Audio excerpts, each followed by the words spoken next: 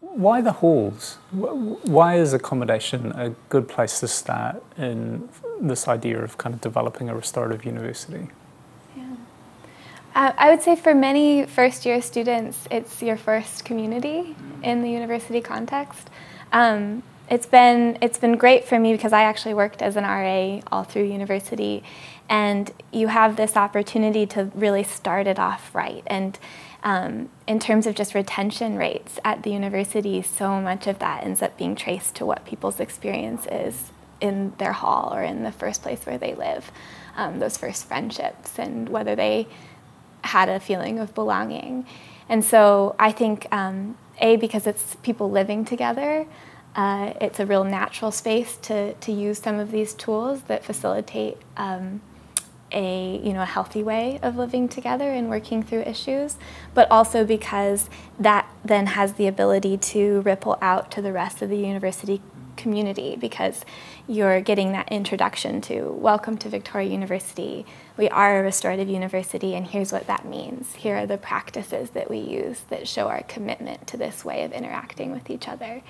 And so I think it's a real natural fit in that way, and also has the ability to have a lot more impact than something where students just opt in, then you're only going to get a certain group of people. You get to touch everyone when you're doing it within the halls.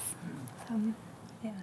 I'd add to that, in addition to the experience it provides to the residents of the halls, and that introduction that you're talking about, there's something about working with the RAs in particular.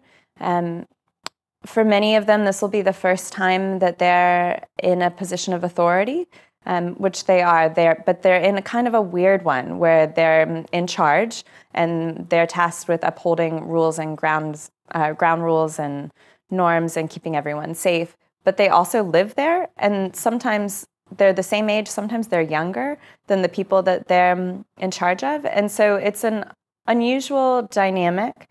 And so I think that offering restorative practices has been really well received as a model for leadership that puts relationship first, that keeps them feeling like their position is respected, that they personally are respected, and also that maintains that peer relationship that's really important when you live just next door to somebody as well. So I think that it's been a philosophy and a tool that's been really well received, and that I personally hope that they take into their future positions in leadership, now that they've seen another way of doing it that's not strictly authoritarian or punitive, which is how a lot of us were raised, that perhaps more organizations in the future will go on to be in a more restorative model, which ultimately contributes to world peace, not to be too idealistic about it.